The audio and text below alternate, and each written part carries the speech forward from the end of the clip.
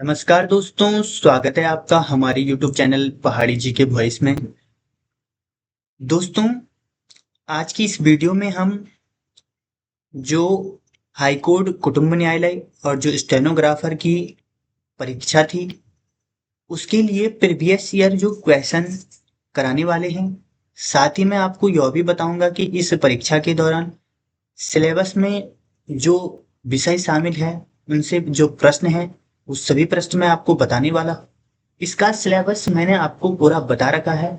क्या कितनी नंबर में पूछा जाना है, ये भी मैंने आपको पूरा बताया हुआ है।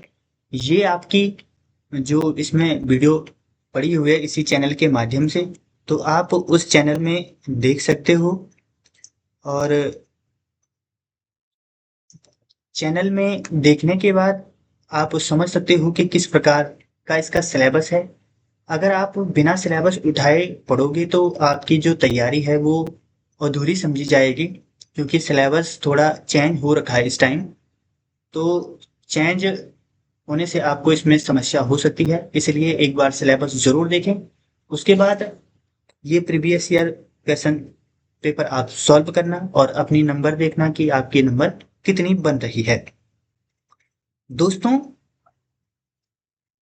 इस सब जानकारी के लिए वीडियो में अंत तक आप बने रहना, क्योंकि इससे आपको परीक्षा का पैटर्न समझने में बहुत मदद मिलेगी और आप अपनी तैयारी सही दिशा में कर पाएंगे। तो चलिए, बिना समय गवाए शुरू करते हैं प्रीवियस ईयर क्वेश्चन। तो सबसे पहला जो सेक्शन है वो हिंदी का सेक्शन है इसमें। तो हम हिंदी का सेक्शन शुरू करते हैं। सबसे पहला प्रश्न है दोस्तों आपका, उज्ज्वल शब्द का शुद्ध संधि विच्छेद क्या है? दोस्तों, उज्ज्वल जो ये शब्द है, ये संधि विच्छेद ही नहीं, सही बर्तन ही नहीं, विलोम नहीं, पर्यायवाची नहीं, सब प्रकार में ये प्रश्न बन रहा है। तो इसलिए एक बार आप सबसे पहले उज्ज्वल की जो सही लिखना है वो कैसे लिखा जाता है वो एक बार ढंग से देख लेना। इसमें कंफ्यूज मत होना, क्योंकि वो इस प्रकार से ऑप्शन दे देगा कि आप कंफ्यूज होना आपका जायज है। इसलिए आप एक बार इसको ढंग से देख लेना। जैसे एक प्रश्न बना हुआ था कि जैसे कहीं पर लिखा हुआ है, हम आपके उज्जवल भविष्य की कामना करते हैं, तो इसमें गलत बताइए। अब उज्जवल उन्होंने लिख दिया इस प्रकार से, तो आपको लगेगा हाँ यार ये तो सही है, लेकिन जो सही है वो इस प्रकार से है। तो इसमें आप थोड़ा भी कंफ्यूज मत होना और इसको पूरा सही तरीके से एक बार जरूर देख लेना। इसके बाद दोस्तों, जो उज्जवल का सही संधि विच्छेद है, तो दोस्तों वो कौन सा होने वाला है? तो ऑप्शन ए है आपका उज धन ज्वल, उत प्लस ज्वल, उत प्लस ज्वल और उत प्लस ज्वल। तो जो इसका सही संधि विच्छेद होगा वो होगा आपका ऑप्शन नंबर डी, उत प्लस ज्वल। ठीक है दोस्तों, उज्जवल का जो सही संधि विच्छेद होगा वो उत प्लस ज्वल होता है। यह व्यंजन संधि का उदाहरण है। दोस्तों, ये भी आपको ध्यान रखना है कि उज्जवल में कौन सी संधि है, तो ये आपकी व्यंजन संधि है। नियम के अनुसार यदि त या द के बाद ज या झ आए, तो त या द का ज हो जाता है, तो त प्लस ज अतः ज और ज पूरा हो जाता है। ठीक है, इससे ये उज्जवल बन गया। अगला प्रश्न है दोस्तों, निम्नलिखित में से किस शब्द में द्वंद्व समास की योजना है? तो निम्नलिखित में से किस शब्द में द्वंद्व समास की योजना है, अर्थात कौन सा समास इसमें द्वंद्व समास है? अब द्वंद्व का मतलब, अब हम आपको, अगर आपको हिंदी की जो हिंदी का सेक्शन है वो शुरू करवाना है, तो आप कमेंट करना।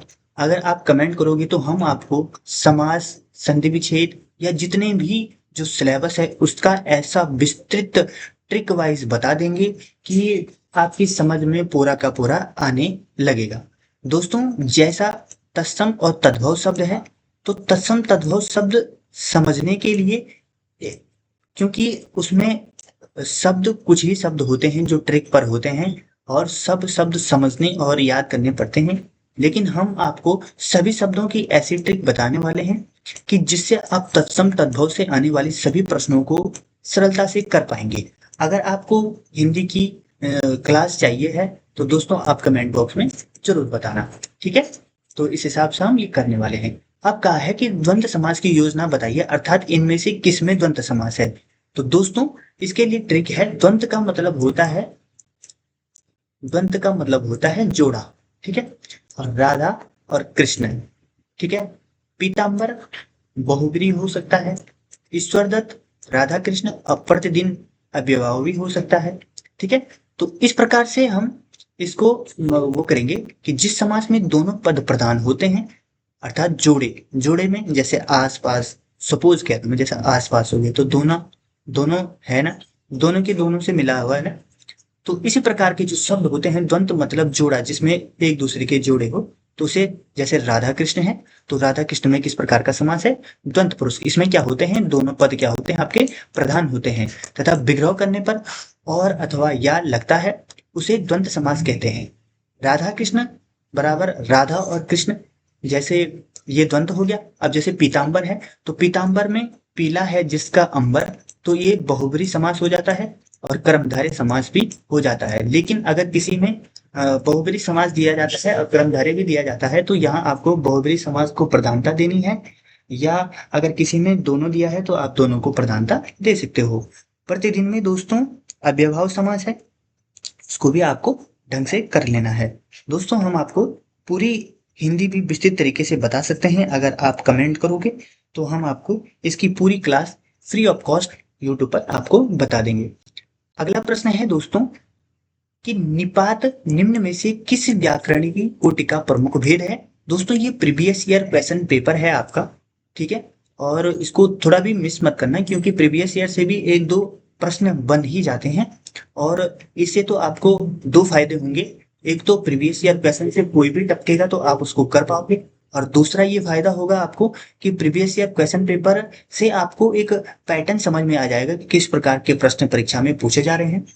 और तीसरा ये हो सकता है आपको कि जब आप इसकी प्रैक्टिस ढंग से कर लोगे तो आपको जो परीक्षा दोगे उसमें कोई भी स्ट्रेस की संभावना नहीं होगी। आप समझोगे कि जैसा वो पेपर है वैसा ही। इसलिए आपको मॉक टेस्ट देनी बहुत अनिवार्य है, और मॉक टेस्ट आपको तभी देने हैं दोस्तों जब आपको आपका सिलेबस कंप्लीट हो, आपने रिवीजन कर लिया हो। क्योंकि हर, अगर आप पहले से ही मॉक टेस्ट बिना सिलेबस कंप्लीट किए मॉक टेस्ट शुरू करोगे तो आप बहुत कंफ्यूज हो जाओगे। आपको लगेगा कि मेरे को तो कुछ आ ही नहीं रहा है, क्योंकि बिना पढ़े तो मॉक टेस्ट दोगे तो पूरी संभावना है कि गलत ही होने की संभावना ज्यादा रहेगी। इसलिए मॉक टेस्ट आप तभी देना है जब आपका सिलेबस पूरा हो जाता है या आप पूरा रिवीजन कर देते हो, तब मॉक टेस्ट, तो तब पता चलेगा कि कितने गड्ढे में हो अभी, ठीक है। अब आता है कि निपात निम्न में से किस व्याकरणिक की कोटि का प्रमुख भेद है। तो दोस्तों निपात है, निपात का मतलब होता है बल देना, ठीक है। बल देना मतलब शब्दों को बल देना, ठीक है। अब ये आता है किसका प्रमुख भेद है दोस्तों, तो ये अव्यय का प्रमुख भेद होता है।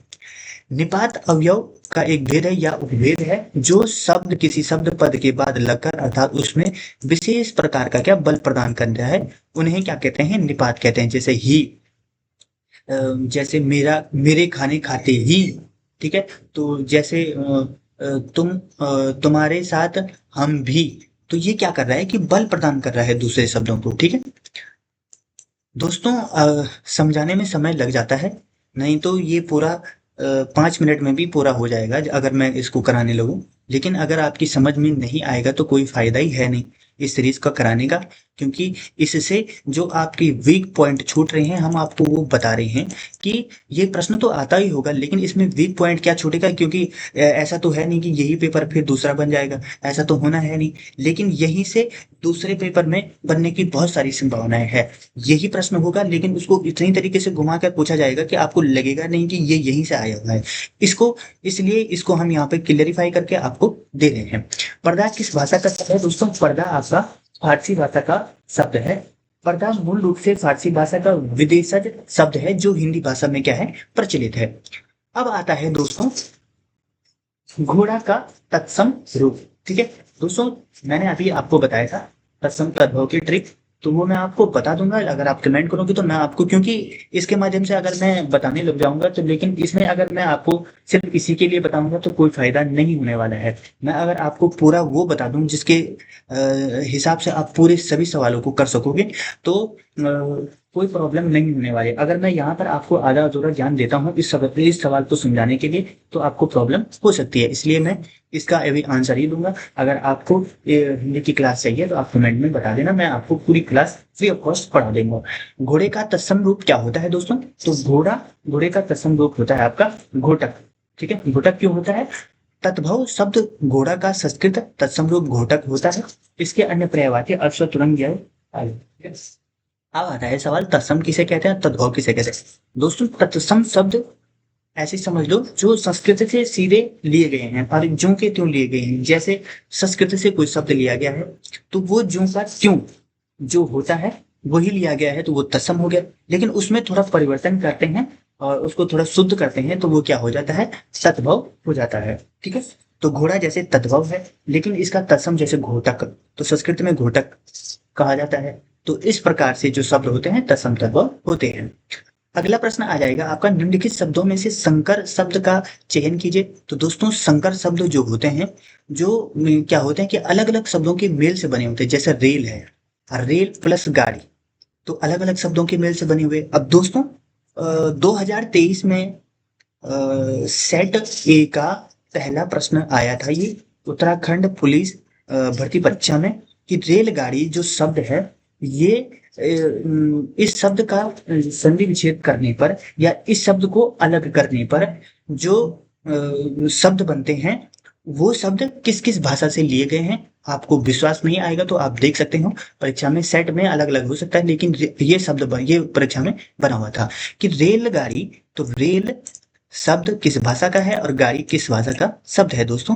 तो अलग अलग शब्दों के मेल से बने हुए शब्द जो होते हैं वो संकर शब्द कहलाते हैं। लेकिन जो रेलगाड़ी का शब्द है, तो रेल आपका अंग्रेजी का शब्द है और जो गाड़ी है वो आपका हिंदी से मिल के बना हुआ है। ये भी प्रश्न बना हुआ। अब देखो, प्रश्न तो यहीं से बना हुआ है ना, ये तो आपका 2019 से 2024 का कॉम्बिनेशन है आपका, ये प्रीवियस ईयर का क्वेश्चन पेपर।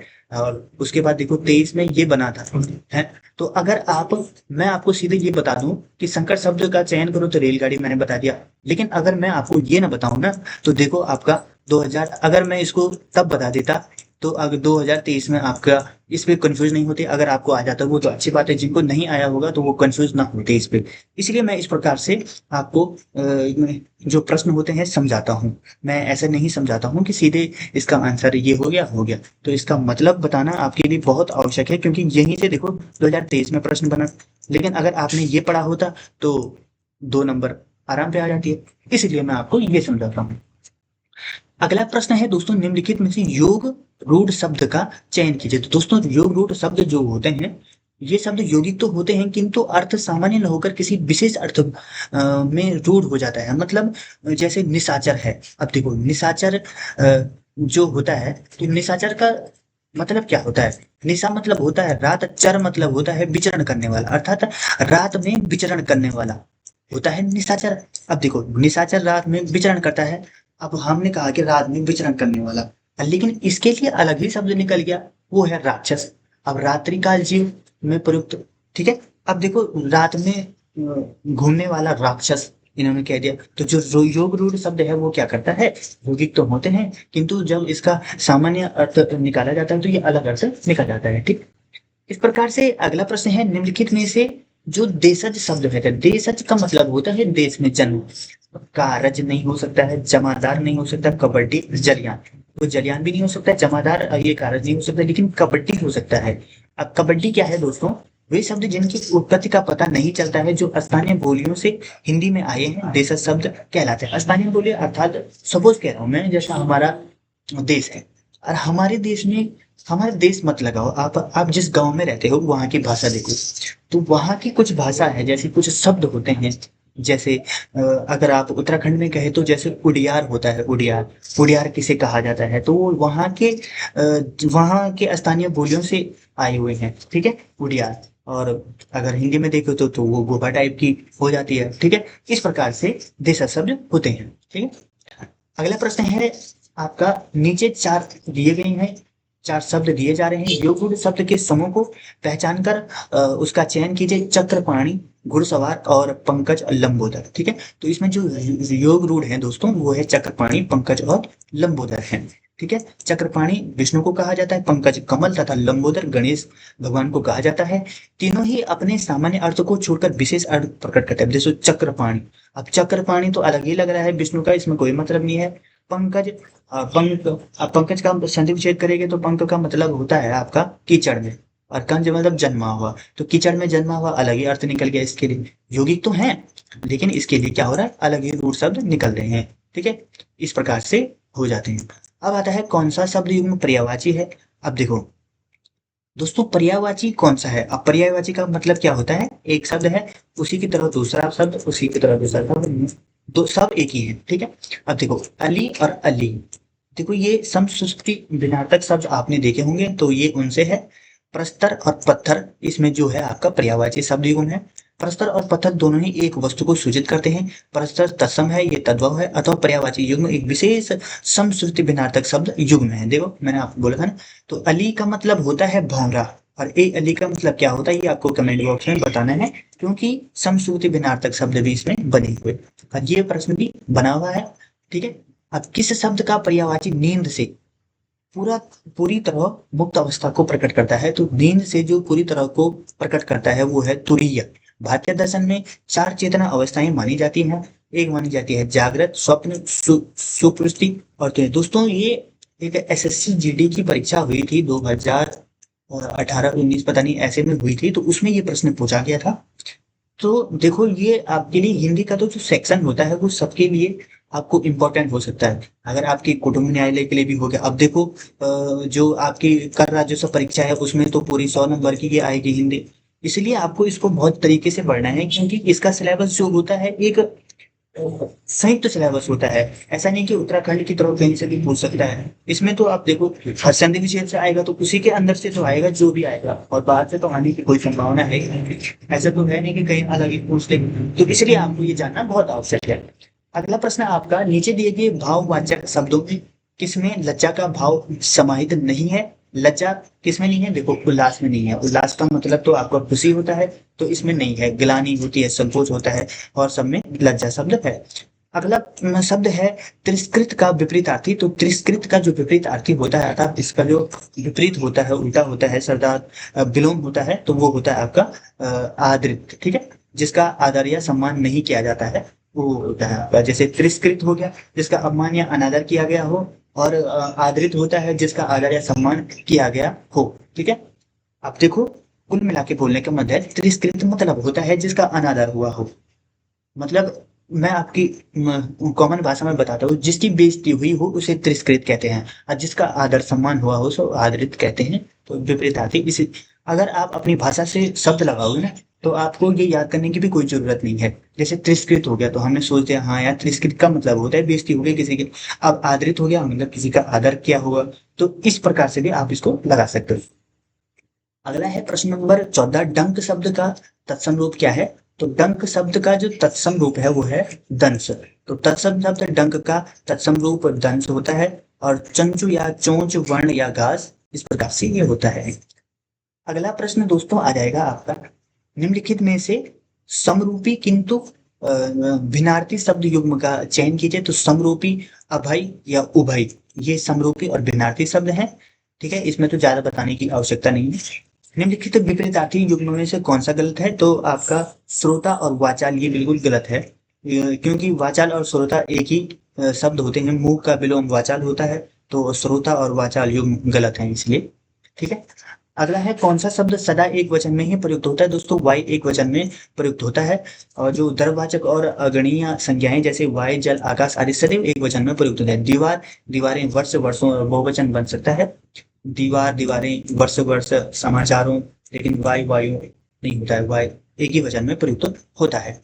अगला है निम्नलिखित में से कौन सा शब्द उप उपसर्ग के योग से नहीं बना है। तो उप उपसर्ग से आप देख सकते हो, देखो उप किस में नहीं दिखा, अपराजित, अप, अपकीर्ति, अपव्यय और अपकार। ठीक है, अब देखो इसका हम संधिविच्छेद करेंगे जैसे, तो अपराजित शब्द अ है। ठीक है, अ मतलब नहीं होता है, उपसर्ग प्लस पराजित से बना है। वैसे ही ये शब्द बने हुए ये तो नॉर्मली है, तो इसलिए मैं उपसर्ग, ये बहुत बार आता है, आपने पटवारी परीक्षा में भी देखा होगा, इस प्रकार का प्रश्न बना हुआ था। ठीक है, तो इसलिए अपराजित आप याद रख लेना इसको। ठीक है, निम्नलिखित वाक्यांश में संयुक्त वाक्य का चयन करें। तो संयुक्त वाक्य इसमें है दोस्तों कि मैं दिल्ली जा रहा हूँ क्योंकि मुझे परीक्षा देनी है। तो दोस्तों संयुक्त वाक्य वो वाक्य होते हैं, सबसे पहले मैं ये बता देता हूँ, जिन वाक्यों में दो या दो से अधिक स्वतंत्र उपवाक्य समान अधिकरण समुच्चय और एक कथा से जुड़े होते हैं, एक कथ्य से जुड़े होते हैं, संयुक्त कहलाते हैं। ठीक है, तो इसमें जो इसका सही आंसर हो जाएगा, मुझे परीक्षा देनी और मैं दिल्ली जा रहा हूँ, तो संयुक्त है ये, क्या दो या दो से अधिक स्वतंत्र उपवाक्यों से बना हुआ। जो प्रश्न ज्यादा मतलब समझाने योग्य नहीं है, कि जिनको आप खुद भी आसानी से कर सकते हो, उसमें ज्यादा समय मैं वेस्ट नहीं करूंगा आपका। मैं वही बताऊंगा जिसमें फंसने की पूरी पूरी संभावना होगी। निम्नलिखित वाक्यांशों में विधिवाचक वाक्य का चयन कीजिए। तो विधिवाचक जो वाक्य होगा वो हो गया आपका ऑप्शन नंबर सी, आप चाय पीजिए। जिस वाक्य में किसी भी काम के होने या करने का साधारण विधान या आज्ञा अनुरोध की सूचना मिलती है, उसे विधिवाचक विधानवाचक वाक्य कहते हैं। जैसे ए इच्छार्थक, निषेधार्थक और प्रश्नवाचक होता है। ठीक है, इसी प्रकार से जो निम्नलिखित में से कौन सा मिश्र वाक्य है, तो दोस्तों ये बात आप बिल्कुल भी मत भूलना, ये कोई मॉक टेस्ट नहीं है, ये आपका जो प्रीवियस ईयर क्वेश्चन पेपर में जितने प्रश्न बने हुए थे उनका है ये सेट, और इनकी बनने की संभावना 100% रहती है, वो भी हिंदी के सेक्शन की। ठीक है, इसमें मैं दोस्तों ये वीडियो बहुत बड़ी होने वाली है, इसलिए मैं इसमें आधा सेक्शन कराऊंगा सिर्फ 25 प्रश्न का, और अगला सेक्शन मैं बाद में कराऊंगा। ठीक है, तो इसलिए आप इस पे 25 तक ही आप ध्यान दो। निम्नलिखित में से कौन सा, अब क्योंकि अब थोड़ा ही बचा है तो इसलिए आप इसको देख लो। निम्नलिखित में से कौन सा मिश्र वाक्य है, तो ऐसा कुछ नहीं है जो पैसे से न खरीदा जा सके, ये मिश्र वाक्य है दोस्तों। ये आपका संयुक्त वाक्य हो गया, संयुक्त, और ये भी अलग से ही कुछ वाक्य है। इसके बाद आपका निम्नलिखित में से लोककृति का चयन करें। तो दोस्तों लोककृति का चयन करना है, तो वो है आपका अंधे की लाठी, ये तो मुहावरा हो गया, बगुला भगत 9 2 11 होना, और वही ढाक के 3 पात होते हैं। तो दोस्तों वही ढाक के 3 पात होते हैं, मतलब सदा एक जैसा रहना होता है, ये पूर्ण कहावत है और लोकहित है। शेष तीनों क्या है, मुहावरे हैं। देखो तो ये तीनों के तीनों क्या है, मुहावरे। लोकहित अलग होती है। निम्नलिखित में से कौन सा मुहावरा मूर्खता के अर्थ में नहीं प्रयुक्त होता है, तो मूर्खता जो लकीर या लकीर का फकीर मूर्खता के लिए नहीं होता है, जैसे काठ का उल्लू भी, उल्लू तो मूर्खता के लिए हो गया, इसे भी लगा सकते हो। अकल का दुश्मन भी मतलब मूर्खता है, और औंधी खोपड़ी भी मूर्खता है। लेकिन लकीर का फकीर होना जो होता है, तो लकीर जो पुरानी जो परंपराएं हैं, रूढ़ियों पर बिना सोचे समझे चलना होता है, न कि प्रत्यक्ष मूर्खता है। शेष तीनों मुहावरे हैं, ये व्यक्ति के लिए प्रयुक्त हुआ है। किस शब्द का प्रयोग बहुवचन में होता है, तो दोस्तों बहुवचन में दर्शन का प्रयोग होता है इसमें। तो हिंदी भाषा में कुछ शब्द नित्य बहुवचन में ही प्रयुक्त होते हैं, जैसे दर्शन, प्राण, हस्ताक्षर, बाल, होश, आंसू आदि। ठीक है, अंतिम प्रश्न है दोस्तों आपका, इसको समझ लो ढंग से। राम धीरे धीरे टहलता है, उपयुक्त वाक्य में धीरे धीरे क्या है, तो दोस्तों धीरे धीरे क्रिया की विशेषता है। क्रिया कैसी हो रही है, चलने की, लेकिन कैसे चल रहे हैं, धीरे धीरे। तो धीरे धीरे शब्द टहलने क्रिया की रीति शैली की विशेषता बता रहा है, यह रीतिवाचक क्रिया विशेषण है। दोस्तों यही कंफ्यूजन का सेक्शन बनता है। आपको पता होगा कि आप किसी ने पूछा संज्ञा क्या है, तो आपने बता दिया संज्ञा ये है, राम सर्वनाम क्या है, विशेषण क्या है, क्रिया विशेषण क्या है, ये तो आप बता दोगे। लेकिन प्रश्न ऐसा थोड़ी बनता है कि संज्ञा क्या है, प्रश्न इस प्रकार से बनता है। ठीक है, तो इसलिए आपको ये इसमें जरूर ध्यान देना है। इसी तरह से दोस्तों हमने इसका फर्स्ट पार्ट करवा दिया है। इसके बाद हम आप अगर आपका अच्छा रिस्पॉन्स रहा है इसमें, तो मैं आपका अगला पार्ट लेके आऊंगा, और प्रीवियस ईयर क्वेश्चन पेपर 2008 से लेकर 2026 तक मैं आपको पूरा कराऊंगा। अगर आपने कमेंट करके बताया कि आपको प्रीवियस ईयर क्वेश्चन पेपर चाहिए, तो मैं आपको पूरी की पूरी सॉल्व कराकर आपको बता दूंगा। ठीक है दोस्तों, अगर आप चैनल पर नहीं हो तो सबसे पहले चैनल को सब्सक्राइब कर लें, जिससे आने वाली सभी महत्वपूर्ण जानकारी आप तक जल्द पहुंच सके। और अगर आपको ये वीडियो अच्छी लगी तो वीडियो को लाइक शेयर सब्सक्राइब जरूर करें। धन्यवाद।